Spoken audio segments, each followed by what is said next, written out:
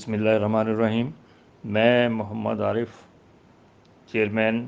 Centre of advisory services for banking and finance की तरफ से बात कर रहा हूँ। आज हम एक बहुत ही अहम इशू पर बात करेंगे और वो है कि जो इसराइल को तस्लीम किया जा रहा है कुछ अरब कंट्रीज़ की तरफ से। पहले ही जॉर्डन और इजिप्ट ने उसको तस्लीम कर लिया था, अब ये है कि यूएई ने उसको तस्लीम किया है और अब बहरीन ने भी उसको तस्लीम कर लिया है। आम तौर पर इस पर जो तबसरे हो रहे हैं वो बड़े सतही किस्म के हैं। हमें इस मसले में बहुत गहराई में जाना होगा और इसके 3 पहलू हैं जो हमें अपने सामने रखने होंगे। एक तो मज़हबी पहलू है, नो डाउट। दूसरा जो है वो हमारा सियासी जो बढ़तरी और एक माशी बढ़तरी कायम करने का जो रुझान है, इस पर हमें बात करनी होगी। तो सबसे पहले हम मजहबी इशू पर आ जाते हैं। यानी आज से कई सौ साल पहले, हज़ारों साल पहले हज़रत ईसा जो है वो दुनिया में तशरीफ़ लाए और उनका जो मद्दे मुकाबिल थे वो यहूद थे, जो उस वक़्त काफ़ी जुल्म व सितम जिन्होंने बर्पा कर रखा था। तो उन्होंने उसको उनके ख़िलाफ़ आवाज़ उठाई और उसके बाद वो उन्होंने उनको पकड़ा और बकौल क्रिश्चियंस के उनको सूली पे चढ़ा दिया। लेकिन ये है कि जो हमारे इस्लाम में है वो ये है कि वो इससे पहले ही अल्लाह ताला ने उनको उठा लिया था और वो अल्लाह के रसूल और नबी थे। बहरहाल ये सिलसिला चलता रहा और जो यानी जो उनके फॉलोअर्स हज़रत ईसा के पैदा होते गए, चर्चेस बनते गए और उसके बाद फिर पोप जो है रोम के अंदर उसने उसको अपना एक सेंटर बनाया। लेकिन 1300 और 1400 के लगभग जो पूरा यूरोप है वो उसके इंतशार का शिकार था और वहाँ पर क्योंकि पापा जो रोम का जो पापा आज़म था वो उसके कुछ तौर तरीके सही नहीं थे, तो उसके नतीजे में पूरा यूरोप जो है डिस्टर्ब था।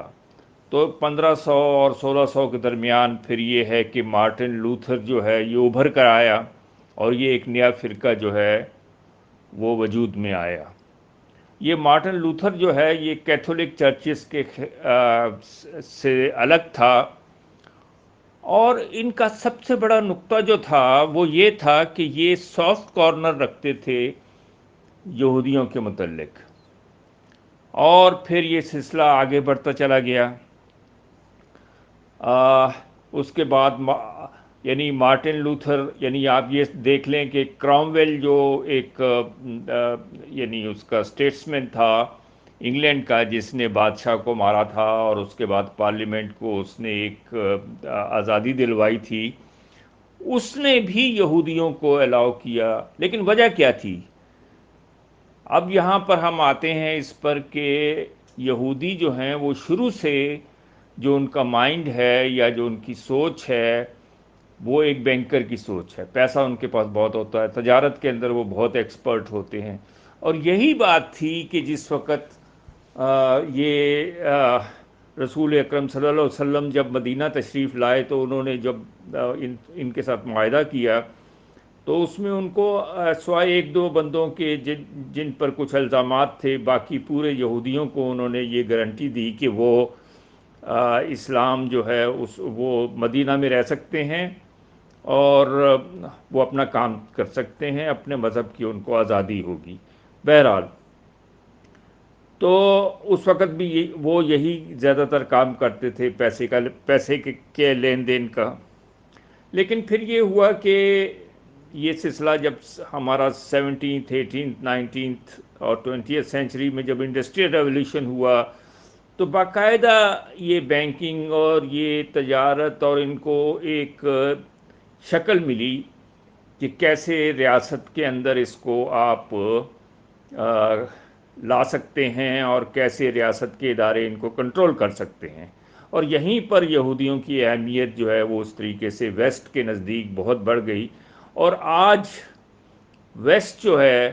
یعنی یہ میں بتاؤں آپ کو کہ یو ایس اے میں جو ٹوٹل آبادی ہے اس کا 60% پروٹیسٹنٹ ہے، یو کے میں بھی یہی صورتحال ہے، اور کچھ اسکینڈینیوین کنٹریز میں یہ تعداد 70 اور 80% ہے۔ اب ان لوگوں کا کیا عقیدہ ہے جو کیتھولک سے تھوڑا مختلف ہے، وہ یہ ہے کہ یہ کہتے ہیں کہ حضرت عیسیٰ تشریف لائیں گے قیامت سے پہلے، اور اس کے بعد وہ اتریں گے بیت المقدس میں، اور اس میں یہ ہے کہ اس سے پہلے یہودی وہاں پر داخل ہوں گے، ہو چکے ہوں گے، اور انہوں نے چوتھا ہیکل تعمیر کیا ہوگا، اور حضرت عیسیٰ جو ہیں اس کے بعد وہاں جب آئیں گے تو پھر دجال اپنی فوج کے ساتھ آئے گا، مقابلہ ہوگا اور وہ شکست کھائے گا، اور اس کے بعد حضرت عیسیٰ جو ہیں وہ پرامن طریقے سے آسمان پہ دوبارہ تشریف لے جائیں گے، اور تمام وہاں جتنے یہودی ہیں اس وقت تک کرسچنز ہو چکے ہوں گے۔ تو یہ فیتھ کی بات ہے، لیکن ظاہری بات ہے جیسے میں نے آپ کو بتایا کہ اب یہ فیتھ کے ایشوز جو ہیں جو نیچے ہوتے ہیں عوام میں، اور اوپر جو طبقات ہوتے ہیں حکومت میں، جن کے نزدیک معاشی اور سیاسی ڈومینیشن جو ہے وہ مین کنسرن ہوتا ہے، تو اس نے جو ہے یہ صورتحال پیدا کی، اور پھر